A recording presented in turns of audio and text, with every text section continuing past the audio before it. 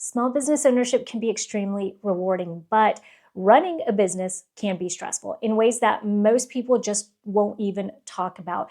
And while on this YouTube channel, I typically share marketing strategies, tips, and tutorials, I want today's video to be a permission slip to be open and honest about the invisible pressures we feel as small business owners, because I do think that it's important, just as it is in our personal lives, to set appropriate boundaries, to build mental safety nets, and also give ourselves like an emotional release valve so that we don't burn out, and most importantly, so that we can continue to show up as our best selves in our business. Don't worry, I'm not going to be recommending yoga or bubble baths or ice plunges or even massive amounts of caffeine. Let's go ahead and get started. We're going to dive right into the deep end and talk about the scariest stressor as a small business owner, and that is the financial pressure. We have skin in the game. This is something that definitely sets us apart because we have invested not just our hard-earned money, but also our time and resources into trying to grow a business.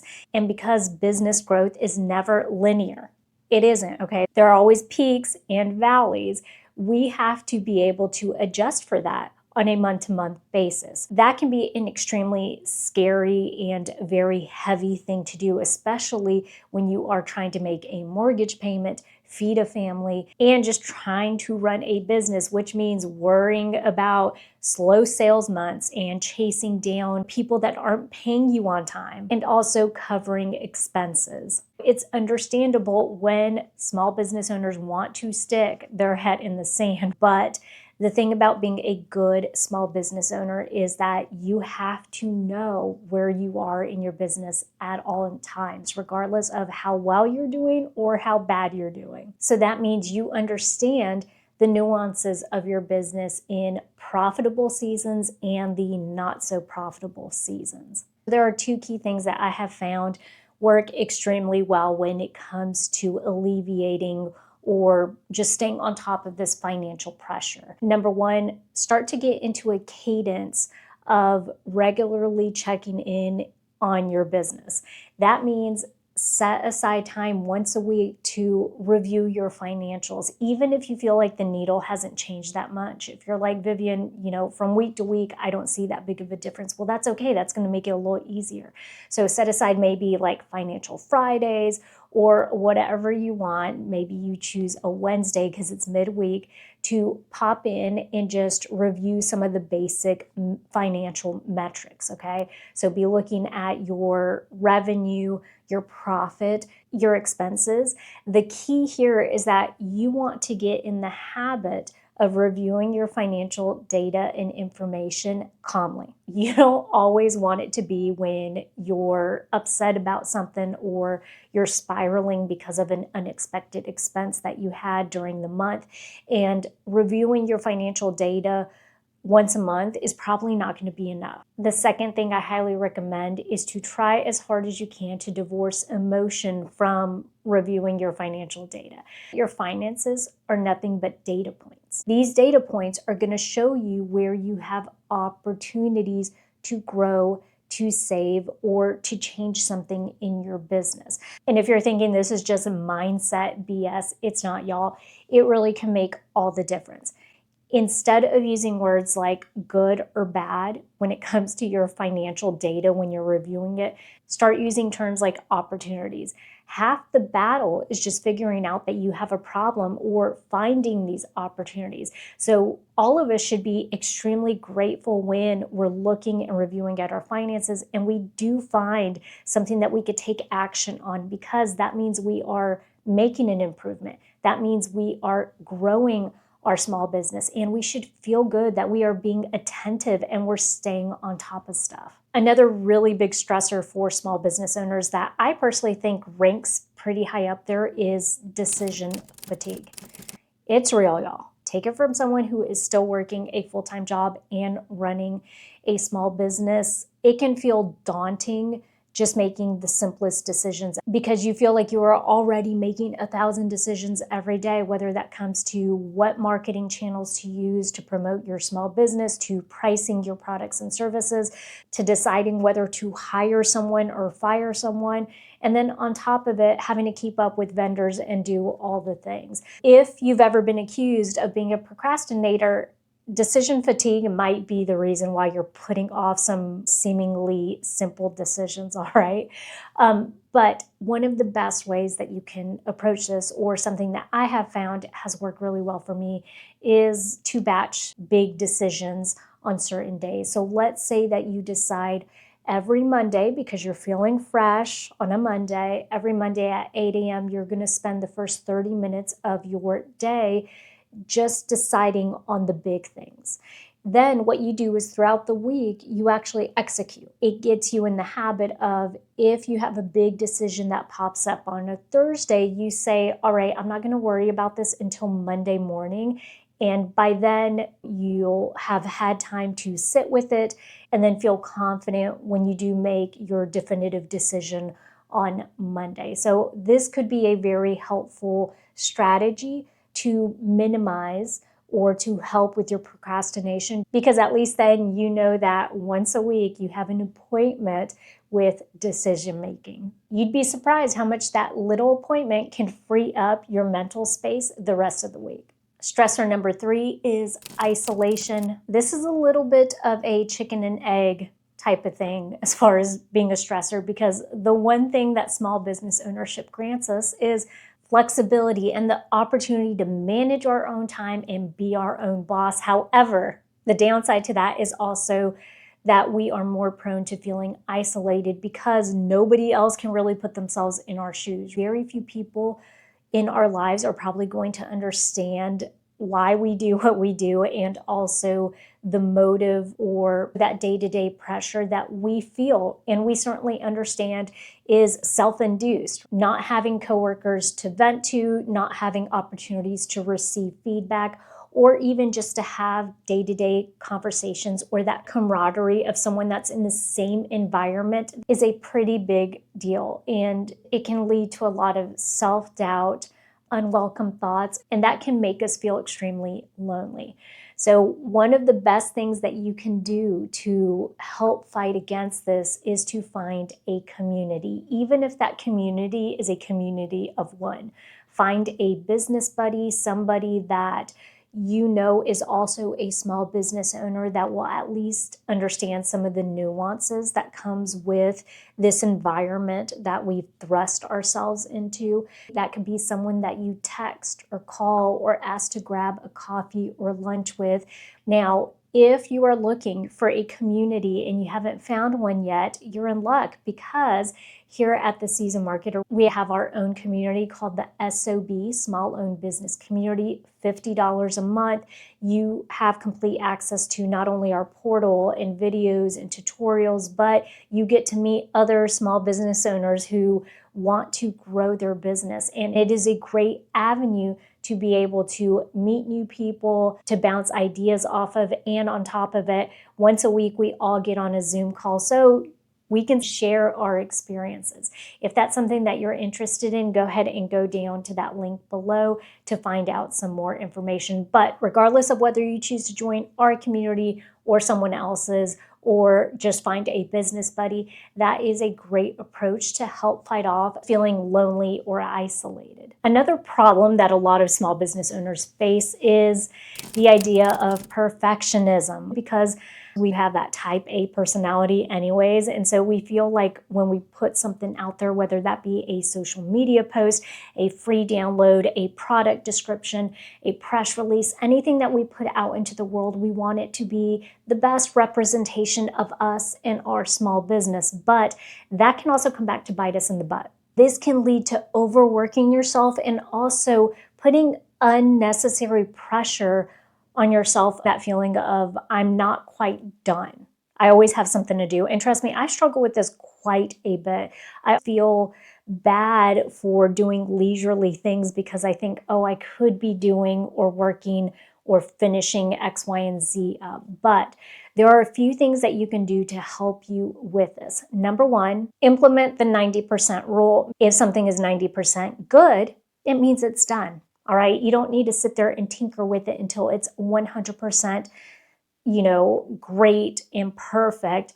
90% is still good enough for you to go out there and share. Now, the other thing, number two, the other thing that I have found works well for me, because I'm a tinkerer, which means that if I have until Thursday at noon to work on something, it's not going to be complete until Thursday at 11:30. 30 minutes before it's due, because I'm constantly going to be going in there and tweaking and adjusting.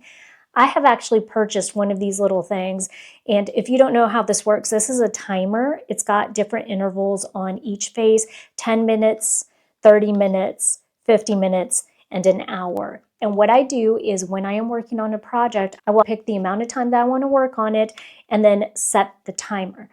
If I have 30 minutes to work on a post, I have 30 minutes to work on a post. And when this thing dings, when it goes off, I better be done with it.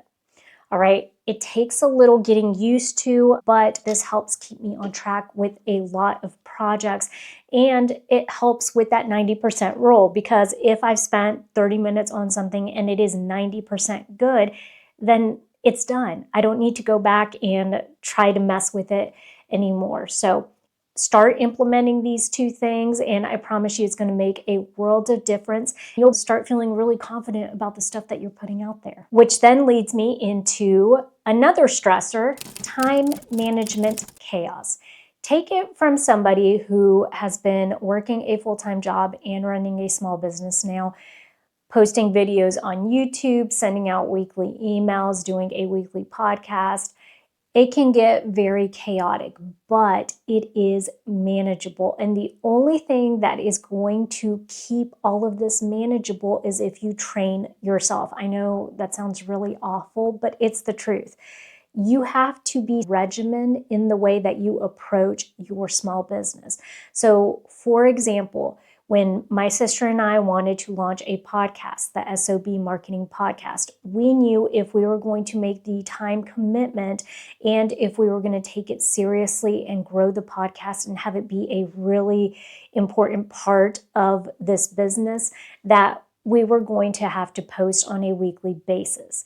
Adding that to my schedule seemed very daunting at the time because I had stuff going on already, but I knew that in order for it to effectively work, I had to get myself into a regimen, which meant her and I had to find a day that would work for both of us and a time, an allotted 1 hour that would work for both of us to record. The onus was on us individually that whenever we hit record once a week, we had reviewed the notes and we were prepared. That meant I had to find time throughout the week to review those notes. Having that penciled into our schedule really helps. It doesn't mean that we can't be flexible and adjust week to week, but for the most part, it's worked so well for us that we stick to it, regardless of what else is going on during the week. If you're juggling customer service, marketing, social media, sales, admin, the more you can work on your calendar to come up with theme days. So let's say, for example, Marketing Mondays,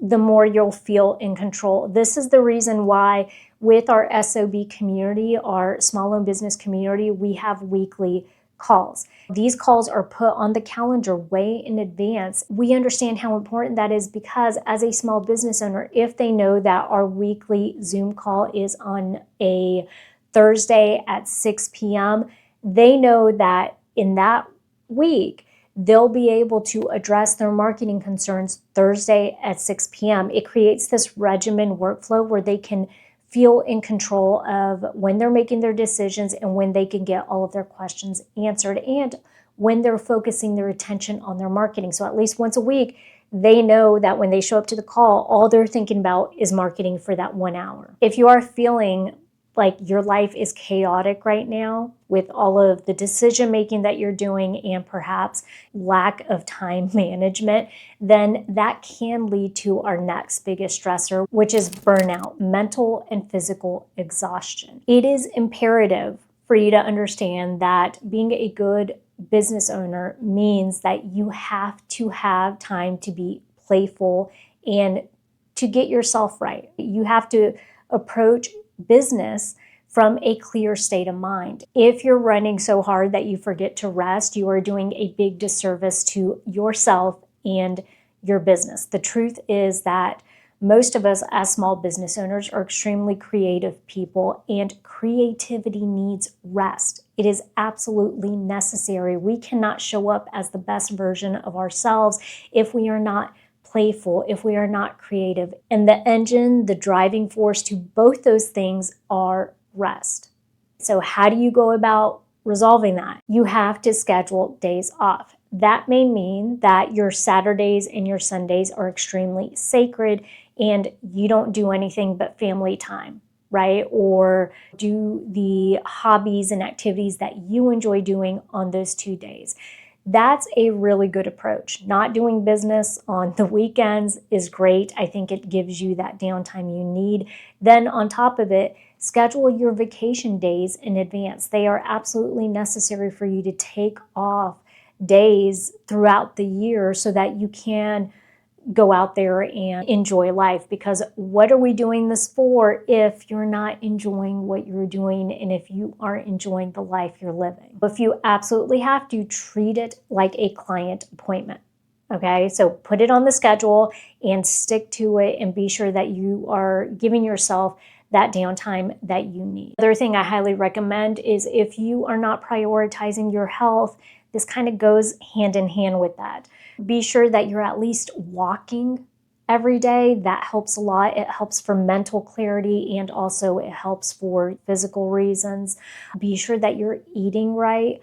Small business ownership is so demanding and mentally taxing. So if you're going to grow your business, if you're going to be good at what you do, you have to take care of yourself because you are the driving force to your business. And so if you are not taking care of yourself, that means that you're only going to be able to grow your business so far. And the last stressor I want to talk about is that fear of failure. This is a biggie for small business owners because none of us want to start a business that fails, all right? This is the underlying stressor that we all feel every day. Some things that you can do to help this, though, is to be sure that you are clear on your mission, vision, and values, because I can't tell you how many times whenever I am feeling tired or I'm feeling stressed out, I always go back to what the mission of my small business is. What is the mission of the seasoned marketer? And at the end of the day, what I'm worrying about, is it directly tied to that mission, or am I worrying about something that doesn't have any part in that and really isn't that big of a deal? It helps you to put things into perspective. On top of that, celebrating wins helps quite a bit, no matter how big or small they are. One of the things that my sister and I do before we shoot our podcast episode is we talk about things that we are grateful for.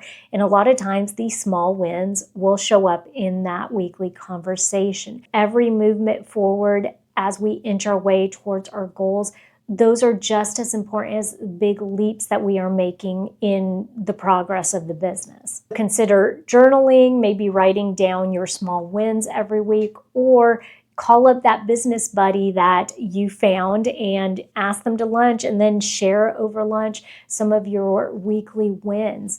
Or if you want to join our SOB community, this is something that we do. We actually start the conversation with, hey, what are you working on? And then people will naturally share some of the really great wins that they have going on in their business that week. You're not crazy for feeling stressed, and you're also not failing if you feel tired. You're a small business owner, and what you are doing is extremely important. It is your contribution to this world, and you are not the only one out there. So highly recommend that you find a community that you can attach yourself to and that will provide you the support that you are looking for, because we are all doing some really important things out there. If it's your marketing that's stressing you out because you don't have a marketing plan, that's okay. Go ahead and stick around and watch this next video right here, because in that video, I'm going to walk you through a much better approach than the old school traditional marketing plan that everyone tells you you need to grow your small business.